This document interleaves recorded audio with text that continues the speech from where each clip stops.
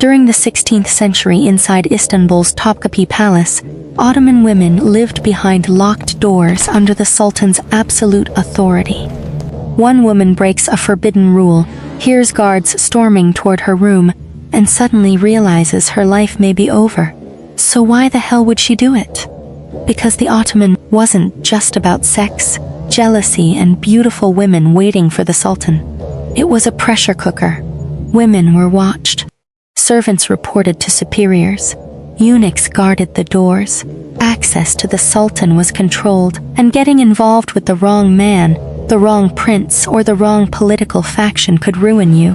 For an ordinary woman, disobedience could mean beating, confinement, losing privileges, or being thrown out of the inner palace. But for a powerful woman, it could become a fucking war.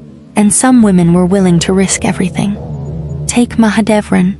She was one of Sultan Suleiman, the Magnificent's consorts, and the mother of Prince Mustafa, one of the most popular princes in the empire. Then came Hürrem. Hürrem was originally a slave. She eventually became Suleiman's favorite and later his legal wife. Yeah, that changed everything. Mahidevran and Hürrem became bitter rivals. At one point, Mahidevran reportedly attacked Hürrem. Imagine the scene, two women inside the Sultan's palace, fighting over the most dangerous prize imaginable, influence over the ruler and the future of the dynasty. Hürrem complained to Suleiman, but Mahidevran wasn't simply dragged away and executed. Why? Because she was the mother of a prince. That's the dirty secret of palace justice. Rules depended on who you were. A servant could get punished for breaking a rule. A royal favorite might break the same rule and walk away. Ah yes, very fair. But Hürrem understood something Mahidevran didn't. You didn't survive the harem by simply obeying. You survived by becoming too powerful to destroy. Hürrem built alliances. She gained Suleiman's trust. She became involved in politics and diplomacy. And eventually, the former slave became one of the most powerful women in the Ottoman Empire. But power came with enemies, lots of them. Because once you entered palace politics, every friendship could become a weapon. Every lover could become a liability. Every rumor could become a death sentence. And then things got even darker. The Ottoman harem was full of women who had never chosen to be there. Many entered the palace through slavery.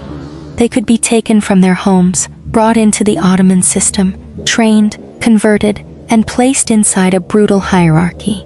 Their beauty could become their advantage. Their intelligence could become their weapon. But neither guaranteed freedom. And then there were the princes. This is where breaking the Sultan's rules could become deadly. If a woman supported the wrong prince, she wasn't just making a personal mistake. She could be choosing the losing side of a succession war. And losing could mean disaster. The palace wasn't a dating show. It was a political battlefield with silk curtains. One of the greatest players was Kösem Sultan. She became Valide Sultan and eventually one of the most powerful women in Ottoman history. She influenced government decisions, controlled political alliances, and acted as regent. For years, she survived palace conspiracies. Then she met someone she couldn't defeat, Hürrem Sultan. Hürrem was the mother of Sultan Mehmed IV. The two women fought for control of the court. And in 1651, the struggle ended with Kösem's murder. She was attacked inside the palace and strangled. Think about that.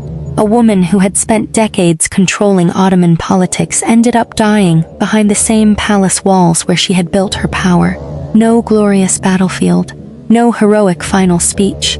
Just betrayal, guards, violence, and a body left behind. That's what happened when women broke the invisible rules of the harem. Sometimes they got away with it. Sometimes they became more powerful. And sometimes someone more powerful decided they had become a problem. The hypocrisy was everywhere. The Sultan could have dozens of women around him. But women were expected to obey strict rules about relationships. Men could play politics. Women who did the same thing could be branded dangerous. A woman could whisper to the wrong person and suddenly find herself under suspicion. A servant could lose her position. A favorite could lose access to the Sultan. a political rival could lose her entire future. And if the conflict involved succession, forget punishment. People could die. Mahidevran eventually lost Prince Mustafa. In 1553, Suleiman ordered Mustafa's execution after accusing him of rebellion. Mustafa was strangled. His mother survived him, but imagine what that meant. Years of palace rivalry, years of trying to protect your son, and then one day, the guards come for him. You can't stop them. You can't fight the Sultan. You can't save your child. God, that's the kind of power the Ottoman palace created. It could make a slave into a queen. It could turn a mother into a political mastermind. It could make a woman enormously powerful, and then destroy her. So why did women break the Sultan's rules? Sometimes for love, sometimes for money, sometimes for revenge, sometimes to protect their children, and sometimes because obedience wasn't enough to survive. Inside the Ottoman Harem, power was the real rule. The Sultan made the laws. But behind the locked doors, women learned something far more dangerous. If you couldn't control the rules, you had to control the people who enforced them. And if you failed, you might hear the guards coming.